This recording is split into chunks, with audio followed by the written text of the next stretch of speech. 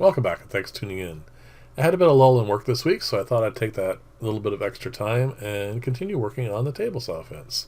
The next step here is to anchor the far end, which is up at the top of the screen there. The lower ends here are bolted onto the frame of the table saw, but up on the top it is still free floating, and that needs to be anchored, obviously. This is only pine backing this, the aluminum frame, and there's a bit of a deflection. As you're going to see here from the part where it is bolted here to the far end, about a 16th to eighth of an inch difference. Not a lot, but because the fence is going to slide back and forth on this, I need it to be relatively accurate, but also, most importantly, firmly anchored in place, just because as time goes on, it's going to get banged around, and it could warp, it could twist and bind and all those sorts of unpleasant things, and I definitely want none of that, so I'm going to make two little angles, and I'm going to bolt them down. The sizes weren't that important. All it needed to do was fit underneath where the extension is, and of course bolt onto the rails. That's all there is to that. So I took some scrap wood here and I took a few measurements. It turns out that if I cut these at 8 inches, it gives me a long enough piece that I can have reasonable security to that. And the other thing is, if I cut them both at 1 3/4 inches, I end up with 2.5 for the length side, the part that's going to be at the top. So it'll give me plenty of room to screw that into place. And then, of course, the bottom part will be still 1 3/4, which will match up to the depth of the rail. So it actually worked out quite well that way. It made it relatively easy to cut the pieces for this. And one other thing you might notice in this and other videos I put together, I tend to use a fair amount of the stuff that I build for all the various projects I put in together for the channel. This particular jig here is really handy because it holds things down quite tightly, prevents chips from flying, keeps your fingers away, all the important things. And one of the things I was thinking of as a future video is going through, well, now that I have a few projects that I've put together, if you're interested in which ones I use, which ones I find useful, those that I built and made a video for because I thought it might be useful, and then it sat on a shelf and gathered dust ever since then.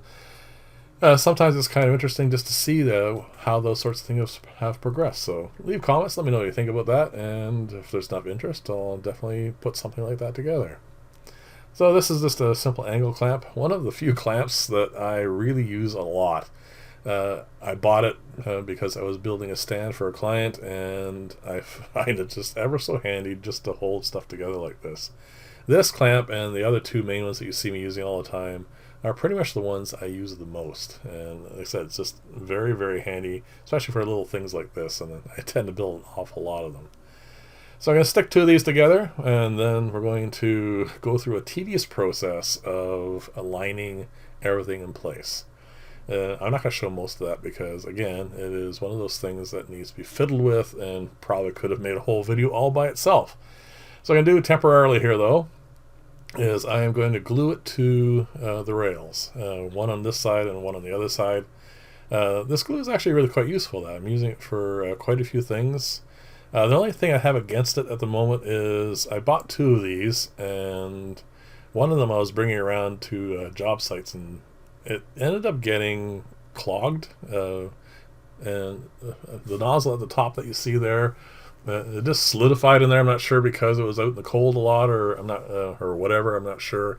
It ended up I don't use that one anymore, except when you need a lot of it, and then I can just pour it out. So it's now clamped in place, and you can see this is the reason why I want to screw and tighten those down. It does, obviously with a little bit of force, can be deflected quite easily. This doesn't take hardly any time to set up at all. I'm going to show you taking off the rails just the once. I have to do this still periodically. I haven't tightened them down fully yet because I don't want to wear everything out too much, so I'm just snug. And then I'm going to take these off. I'm going to screw those into place with cap screws. I just want to make sure that there isn't any chance that it's going to move. Like, the glue is really good, but screws are much better for holding this stuff together long term. So there you go, nice and solid now. just a simple matter of putting 2 screws in this. And the key, of course, here is to make sure I don't hit the screws that are already in there. So I'm going to measure that up. And also the other thing, you can see the drill bit I'm using is just a little bit too sharp for this, and the chuck would end up rubbing up against the frame here, so I just extended it. It's a little bit further out than I'm usually comfortable doing, but this is just plywood, and it's going to go through quite easily anyway, so there shouldn't really be any issue for that. And now it's going to mark where the holes are going to, again, just make sure I miss where the current screws are, and then it's going to drill some holes here, and put 2 screws in, and that'll be it. That's the setup for this. And then, like I said, the rest of this is going to be... Well, I'm going to cut most of it out, but it is fairly lengthy. I need to, I need to make sure that the rails are straight on both sides. There's no warpage one way or another, so I'm going to put the straight edge up against that. And then I need to make sure that the far end is the same distance from side to side as the front end. And then, like I said, it's going to take a little bit of time, but it went together pretty well. But unfortunately, again, like I said, it would make a video all by itself. So I'm not going to show you putting this back on. It's just a matter of putting these screws in and then tighten them down just a little bit so they're, as you can see here, I'm not putting a lot of force on that, just making sure that they're in place. So there you go. It is now all set for me to do the part that matters, which is making sure that they stay where they need to be. So that's it. And again, there's the 2 screws at the bottom. And then, of course, the same on the other side. So now I'm going to, as I said, go through that process, double checking, putting clamps on. But the nice thing about the way the angles are set up, those 2 clamps, which are the other ones, by the way, that I use all the time, are perfect for making sure this is secure. And it's very easy to go back and forth and make small adjustments, check, make small adjustments again, check some more, and eventually be happy with this, and again, go to the process of screwing this down. And once these are in place here, one thing that came up was they were interfering with where I wanted to put one of the screws. But that didn't really matter much, because the other thing I was going to do is once the first screw's in place, it's pretty much holding it all in place, and then I can just take the clamp off and drill the second screw.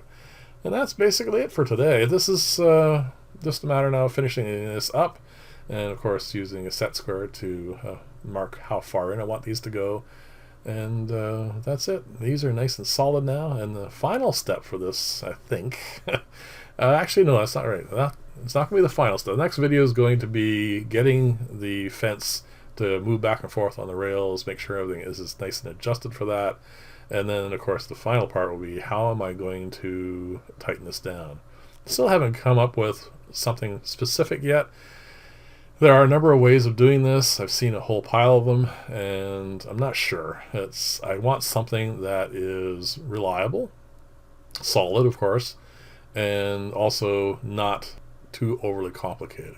I don't want to spend too much time working on this. I mean, which is kind of funny to say because this project has gone on for quite a while now, but I'm trying to find time-saving things. So anyway, there you go. This is all solid now. Thank you very much for watching. Leave comments. Let me know what you think, and I'll see you in the next video, and bye for now.